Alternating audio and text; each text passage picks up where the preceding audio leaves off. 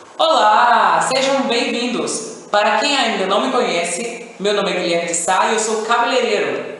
O vídeo de hoje, a pedido de algumas pessoas, eu vou estar falando um pouquinho sobre o óleo de coco. Vamos lá?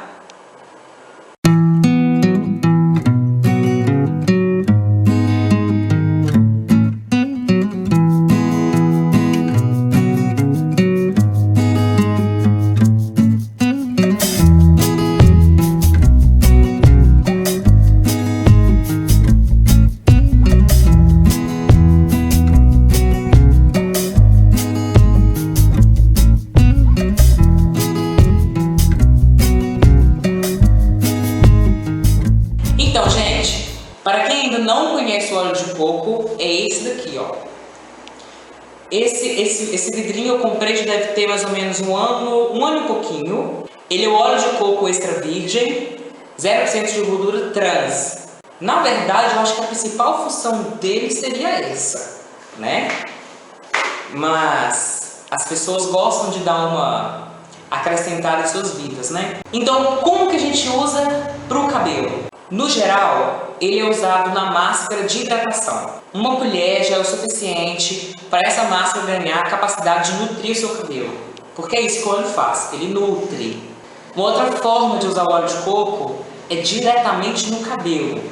Deixa ele bem tostadinho mesmo, sabe? Bem umidozinho. E aí você amarra, faz um rabo de cavalo, um coque, de preferência um coque torcido, não muito apertado, tá? Para não chocar a fibra do cabelo. Um coque torcido, deita e dorme.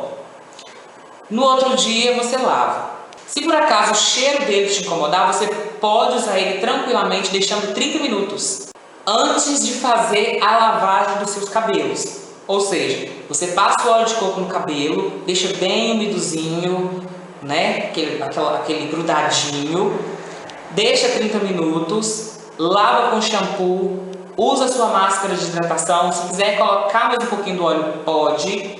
Lava a máscara 100%, condiciona, ou deixa secar natural ou escova. Eu gosto de escovar porque eu sinto que a finalização do cabelo é bem melhor.